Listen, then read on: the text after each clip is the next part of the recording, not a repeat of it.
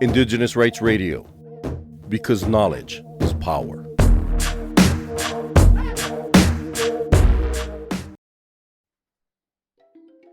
Cultural Survival welcomes the newest member of our board of directors, Dr. Lyla June Johnston. Lyla is an Indigenous musician, author, and community organizer of Diné, Cheyenne, and European lineages.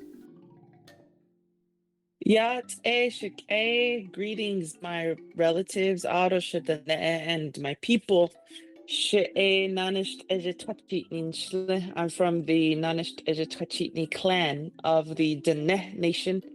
We are also incorrectly known as Navajo. Dinebakea de Nasha. I'm from Navajo country, also as we call it, Dinebakea, the people's land. We call ourselves Diné, which means the people. And we are indigenous to what is now called New Mexico, Colorado, Arizona, and Utah, the Southwest United States, or Turtle Island. And I have a PhD in Indigenous land management techniques, really looking at landscape scale land management, as well as being a musician. I like to make music that uplifts Indigenous voices and Indigenous themes. I'm also really working to bridge cultures because on my dad's side, I am European. So I try to bridge the Western world and the Native world as much as I can to create peace and diplomacy and understanding and to heal, to help us all to heal from a lot of the challenges we're facing as a species. Her multi-genre presentation style has engaged audiences around the globe towards personal, collective, and ecological healing. Lyla told us how she got into the fields of human ecology and indigenous pedagogy. Yeah, pedagogy.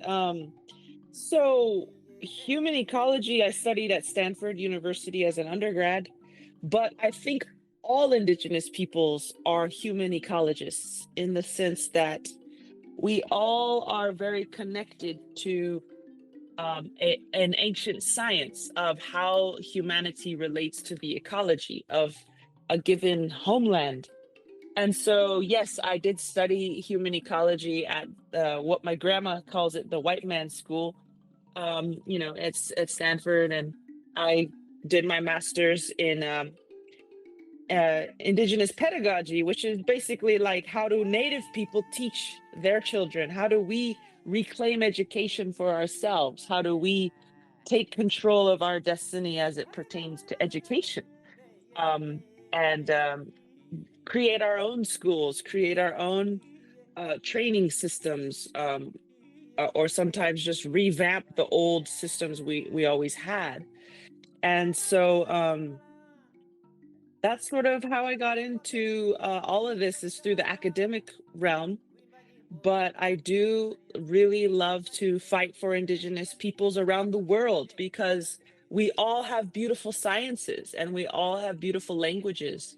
And these languages are, through trial and error, have really stood the test of time. And our ancestors learned not because they were perfect, but because they were imperfect and they made mistakes over thousands and thousands of years. And they learned through experience what works and what does not work, not only in terms of our food systems, not only in terms of our government systems, but in terms of gender roles, in terms of helping women feel safe and protected. Many, I won't say all, but many indigenous nations are co-led by women. They have no issue with women's leadership. And we realize that this really works. This really is a good way to sustain a civilization, is to honor women and protect them and let them to have leadership positions. And so all of these things are what I try to lift up through my studies of human ecology, which are absolutely intertwined with our notions of spirituality, our notions of women sacredness of women, our notions of the sacredness of the earth, and on and on. So I got into it because I know that these things need to get out there into the world.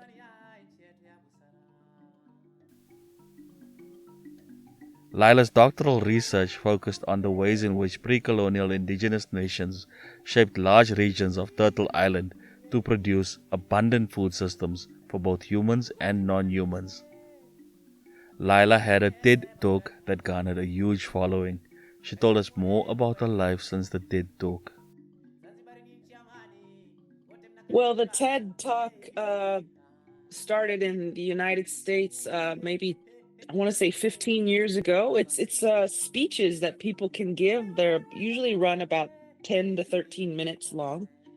And it is quite a big platform, and people seem to give it a lot of credence, and they seem to give it a lot of prestige. But it's funny, they don't want to listen to my grandma, what she has to say, and she's probably smarter than I am, but she doesn't have a TED Talk. But um, our elders are very wise, and they're worth listening to, but sometimes they don't have a TED Talk. So it's kind of arbitrary, that we choose this platform to be the thing that we all pay attention to.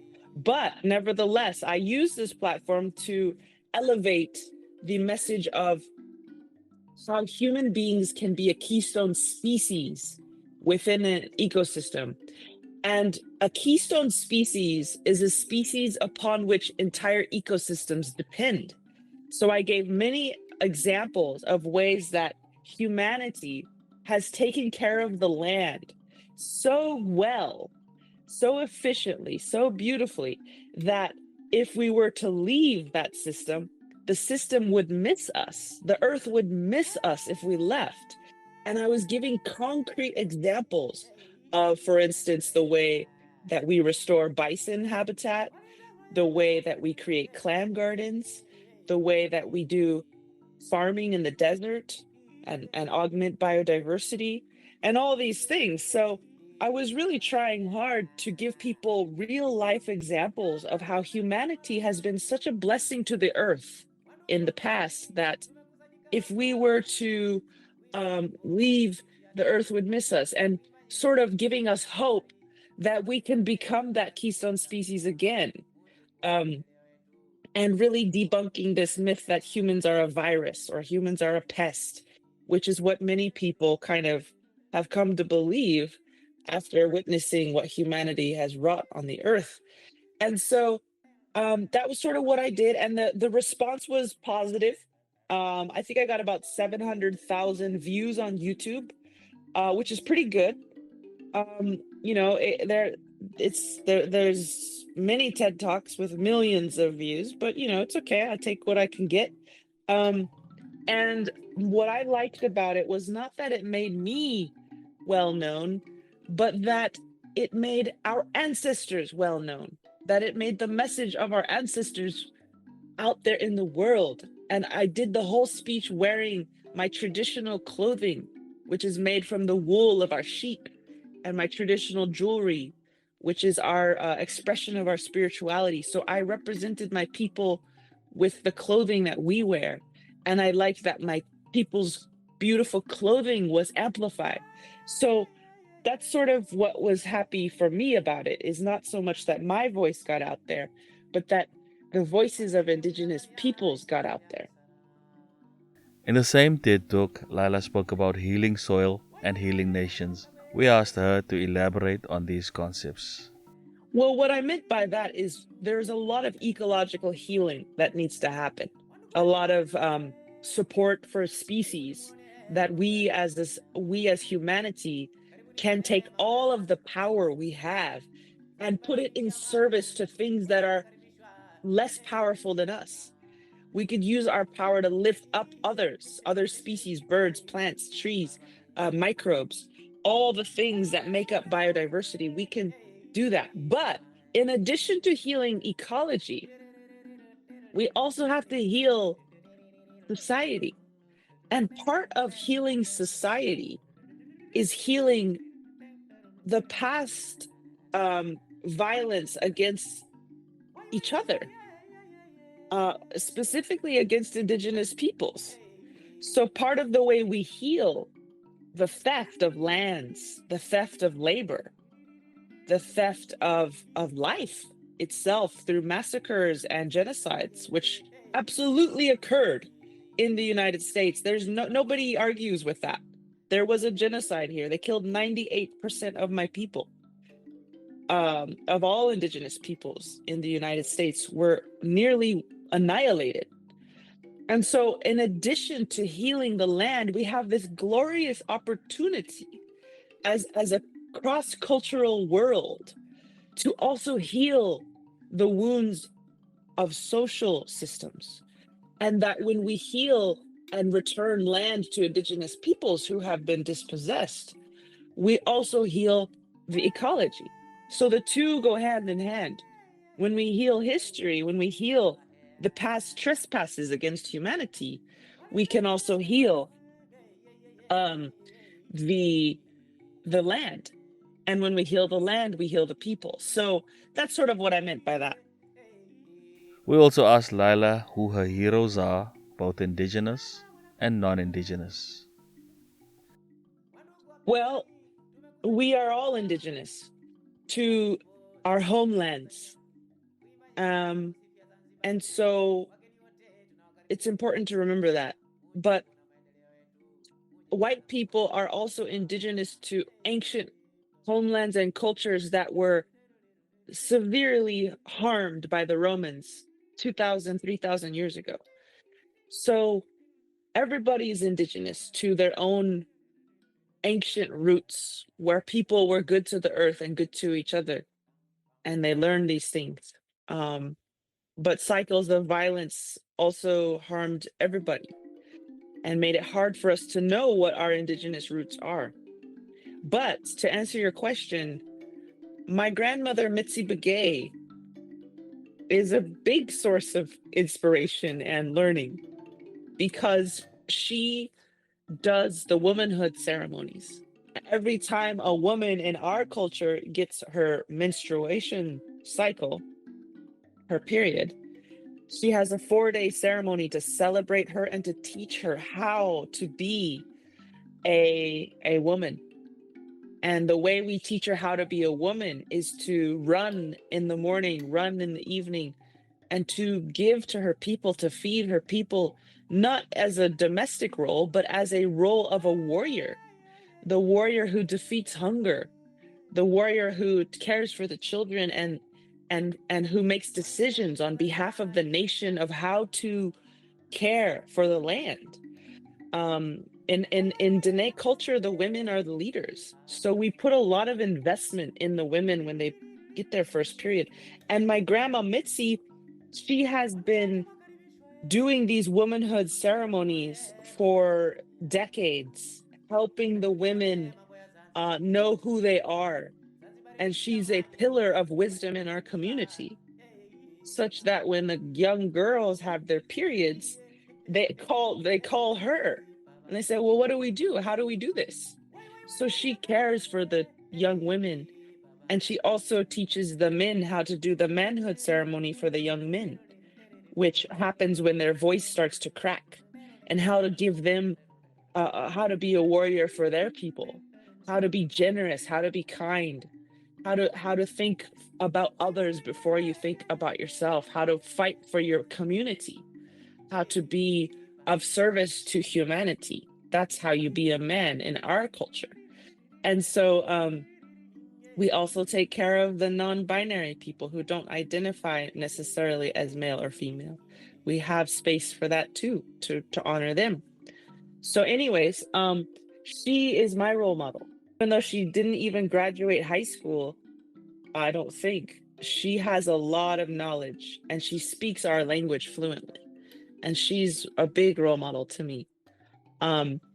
Secondly, and then in the what we're calling the Western world, I have a lot of role models.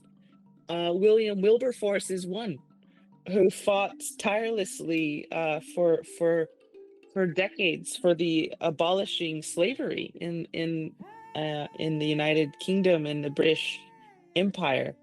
He fought very hard, from what I understand, to abolish slavery. And he was a white man, but he gave his whole life to the abolition movement in I believe it was the 1800s. And I think we should always abolish all forms of hierarchy. And for a white man to use his power and privilege within the House of Lords to fight for others, I think is also something that inspires me. Lastly, we asked Lyla about the reasons behind becoming a board member at Cultural Survival and what her hopes were for this new role.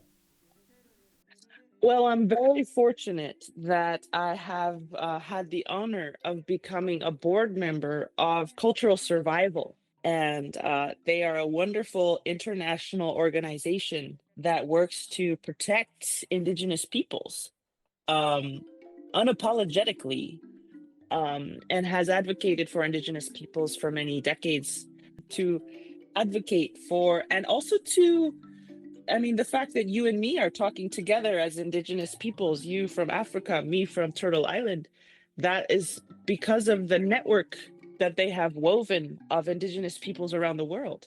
So I'm really excited and honestly, I'm very honored to be a part of this organization. I really admire what they do, um, and the grants that they give to Indigenous communities to do their thing. But other than that, I've been writing a book. I finished my PhD, but not everybody wants to read a scientific, book. So I've been working on a trade book, sort of like a popular science book, to explain these things to people. Anybody can pick up the book and read it and enjoy it.